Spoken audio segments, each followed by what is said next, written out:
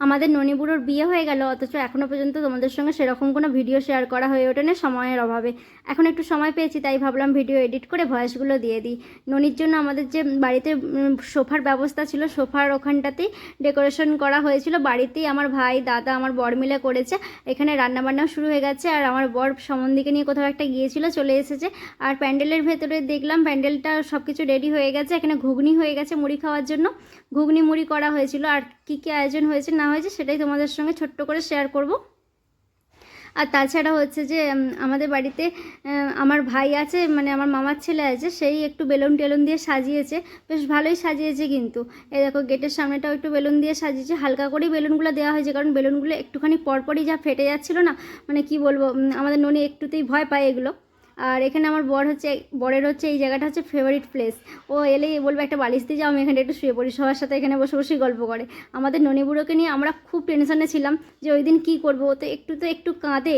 আমরা ভেবেছিলাম সেদিন অত লোকজনের ভিড়ে ও আরও কান্নাকাটি করবে, খাওয়ানোর সময়, স্নান করানোর সময়, পোশাক পরানোর সময়। কিন্তু কী যে ভালো ছেলে হয়ে গেছে আমরা ভাবতেই পারিনি। সেই দিনকে একটু কান্না নেই, সবার করে করে ঘুরে বেড়াচ্ছে, কোনো অসুবিধাই হয়নি ওকে নিয়ে। আর এখানে আমার মুড়ি খাওয়া গেছে, আর জামাইবাবু দেখো আমার সঙ্গে একটু মজা করছিল। আর এখানে দুই দিদিকে নিয়ে আমি একটু ফটো তুলছিলাম।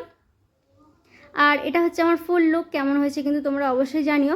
কবে ফটোগ্রাফার ফটো দেবে তার অপেক্ষায় না বসে থেকে আমি মোটামুটি ফোনেতেই একটু ভিডিওগুলো করি, একটু ফটোগুলো তুলে রেখেছি।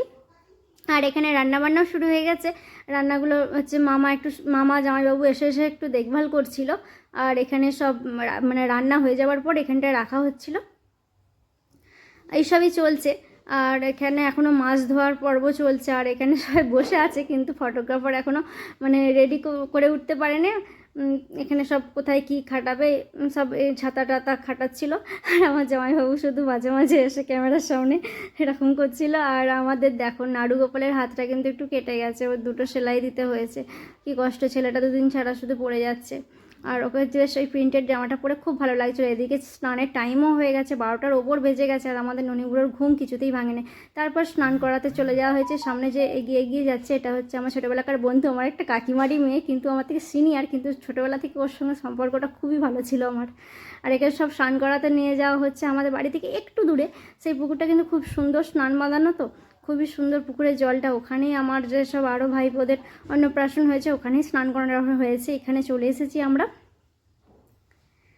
এসেছি আমরা এখানে অলরেডি। আর আমাদের ননিবুড়োর মাথা কি সুন্দর লাল গামছা দেওয়া হয়েছে, কি সুন্দর লাগছে দেখো।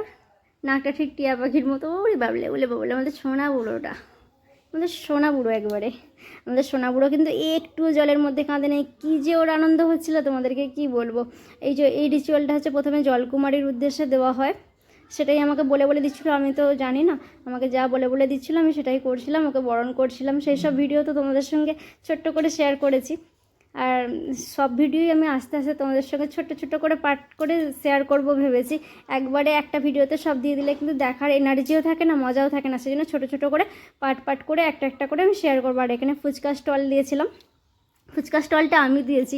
আমি ফেসবুকে টাকা পেয়েছিলাম, তা সেই জন্য সেই খুশিতে আমি ভেবেছিলাম আমার মানে দাদাকে বলেছিলাম আমি ফুচকা স্টলের যা টাকাটা লাগবে আমি দেবো, সেটাই করেছিলাম।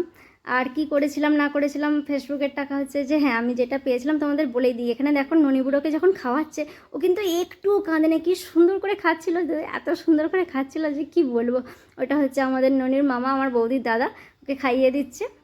আর হ্যাঁ, আমি যে ফেসবুক থেকে টাকাটা পেয়েছি না, যে টাকাটা পেয়েছি, আমাদের ফেসবুকের গাইডলাইন্স আছে যে কাউকে বলা যায় না, যেটা পেয়েছি হাফ হচ্ছে আমি আমার বরকে দিয়ে দিয়েছি।